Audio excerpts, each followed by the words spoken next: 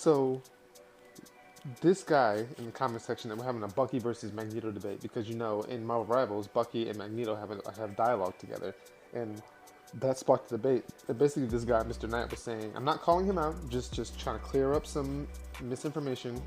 He basically says, "What's Mag gonna do with no metal around him?" And I gotta remember that some people who play Marvel Rivals don't have any comic book knowledge of these characters, and they just know them from the games or the movies. So I'm here to clear some of that up. Magneto's powers are not just metal. So to start things off with, Magneto is not just a regular mutant, he's an Omega level mutant, and basically that means he has no upper limit to his powers. Well, the power of magnetism, because that's his Omega power. So his magnetism manipulation, he has no limits on what he can do with that specific power.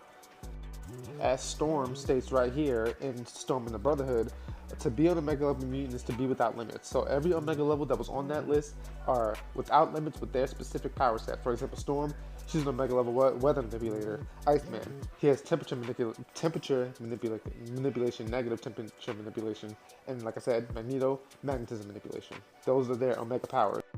And with these powers of magnetism manipulation, Magneto can control and manipulate and alter magnetic fields, which is the shield that's around him.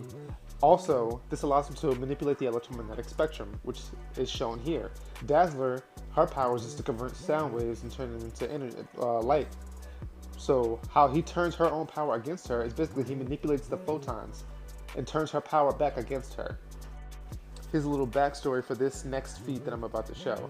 These guys' suits have sensors inside of them, and they detect the slightest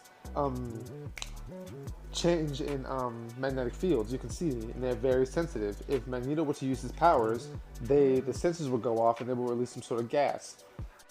Magneto didn't give a fuck about none of that because he crushed them like they were nothing, turned them into meatballs. And he did this because mutant powers are instantaneous, like Magneto's. Magneto can use his power with just a simple thought.